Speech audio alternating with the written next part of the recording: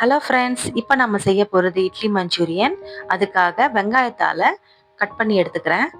இந்த வெங்காயம் முளைச்சி வந்ததுன்னா நீங்கள் இந்த மாதிரி ஒரு செடி நட்டு வச்சிங்கன்னா அழகாக முளைச்சி வரும். தேவையானப்போ கட் பண்ணி எடுத்துக்கலாம். திரும்ப திரும்ப முளைச்சி வரும். அதனால இது மாதிரி யூஸ் பண்ணிக்கலாம். எடுத்துக்கோங்க. இந்த மாதிரி கடாய் எடுத்து காயட்டும். அதுக்காட்டி நம்ம பார்க்கலாம். இஞ்சி பூண்டு இது பாருங்க பொடியா கட் பண்ணி எடுத்து வச்சிருக்கேன்.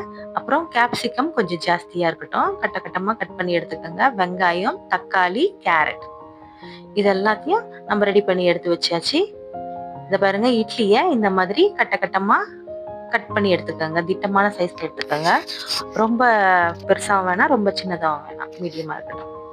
இங்க பாருங்க, கடாய் வச்சாச்சு, எண்ணெய் காஞ்சிடுச்சு. இதை கட் பண்ணதை காட்டுறேன் பாருங்க எப்படி இருக்கு. நல்லா இப்போ பட்டர் போட்டுக்கோங்க.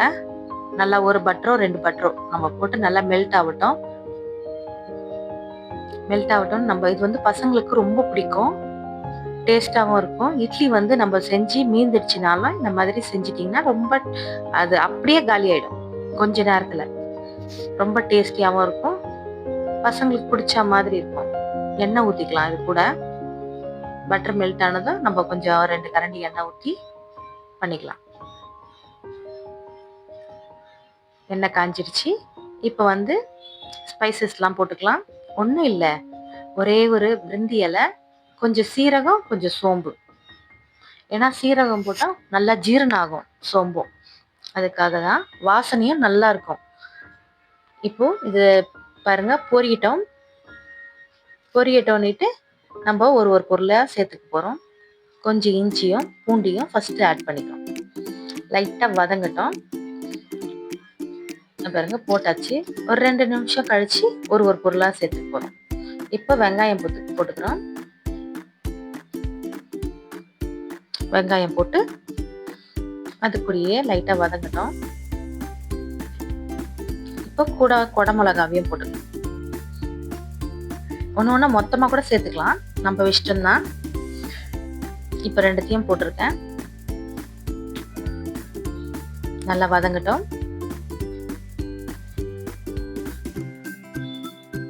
நீங்க முன்னன் செஞ்ச இட்லி இருந்தா கூட பரவாயில்ல, அது ஒண்ணுமே ஆகாது. இந்த மாதிரி செஞ்சுக்கலாம். இல்லை அன்னைக்கே செஞ்ச இட்லி, காலையில செஞ்ச இட்லியா இருந்தாலும் கட் பண்ணி இந்த மாதிரி செஞ்சுக்கோங்க. அப்புறம் உப்புமா செஞ்சு சாப்பிடலாம், வேஸ்ட் பண்ண தேவையில்லை, நல்லாவும் இருக்கும். ஒரு 4-5 இட்லி இருந்தா கூட பசங்க அதை அப்படியே ஃபினிஷ் ஆகிடும், காலையில். இப்போ கேரட் போட்டுங்க. கொஞ்சம் வெங்காயம் அந்த பச்சை வாசனை கொஞ்சம் கம்மியாகிறதுக்காக தான் ஒரு 2 நிமிஷம் டைம். இல்லைன்னா மொத்தமாக போட்டுக்கிறதுனாலும் போட்டுக்கலாம், நம்ம இஷ்டம்தான். அது வதங்கட்டும். இந்த மாதிரி வதங்கும் போது நல்லா இங்கே பாருங்க கொஞ்சம் அப்படியே மெல்ட் ஆகி நல்லா இதுவாகும். நம்ம முட்டை வேணும்னா போட்டுக்கலாம், வேணானாலும் அப்படியே செஞ்சுக்கலாம். நான் ஒரே ஒரு முட்டை ஆட் பண்ண போகிறேன்.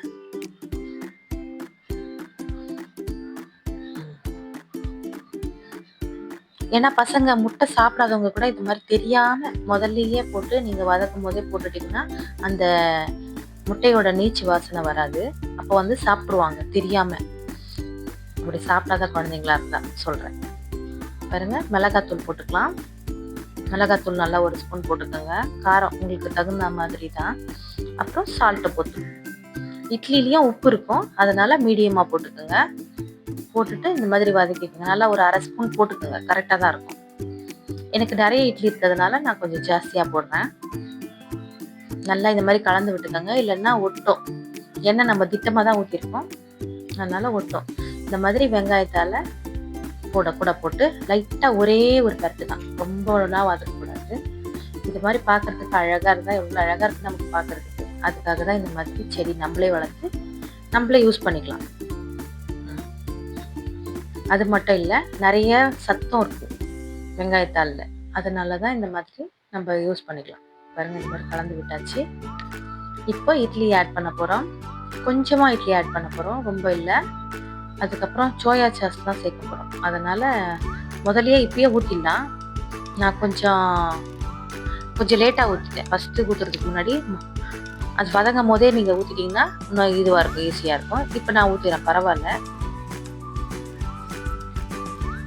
இப்போ ஊற்ற போகிறேன். ரொம்ப வேண்டாம், 1 ஸ்பூன் அளவு ஊற்றிக்கோங்க. கூட நம்ம டொமேட்டோ சாஸ் ஆட் பண்ண போகிறோம். உங்கள் தேவைக்கேற்ப சோயா சாஸ் மட்டும் 1 ஸ்பூன் போதும். டொமேட்டோ சாஸ் வந்து நீங்கள் ரொம்ப காரம் வேணாம்னு நினைக்கிறவங்க 1 ஸ்பூனுக்கு 2 ஸ்பூன் 3 ஸ்பூன் கூட ஊற்றிக்கலாம். கொஞ்சம் ஸ்வீட்னஸ் வேணும் அப்படின்னு ஆசைப்படுவாங்க. இப்போ இதோட சேர்ந்து இப்போ கலந்துரும். நல்லா கலந்துறதுனால அதுக்கப்புறம் இன்னும் அந்த மிச்ச இட்லியை போட்டுக்கலாம். இப்போ எல்லா இடத்துலையும் ஸ்ப்ரெட் ஆகும். கொஞ்சமாக எண்ணெய் ஊற்றிக்கோங்க கலந்து. அப்புறம் நல்லா இதுவாக இருக்கும். ரொம்ப ஈஸி தான். சின்ன பசங்க கூட செஞ்சு சாப்பிடலாம். பாருங்க இந்த மாதிரி வந்துடுச்சு பாருங்க. நல்லா மூடி போட்டு வெந்ததும் நல்லா கலந்து இந்த மாதிரி. காரம் வேணும்னா நீங்கள் அப்பயே இன்னும் கொஞ்சம் போட்டுக்கிறதுனாலும் போட்டுக்கோங்க. டொமேட்டோ சாஸ் போடுறதுனால நல்லா கலர்ஃபுல்லாக நல்லாயிருக்கும் பார்க்குறதுக்கு. இந்த மாதிரி வச்சு சாப்பிடுங்க. ரொம்ப டேஸ்ட்டாக இருக்கும். லைக் பண்ணுங்கள், ஷேர் பண்ணுங்கள், சப்ஸ்கிரைப் பண்ணுங்கள் மறக்காமல்.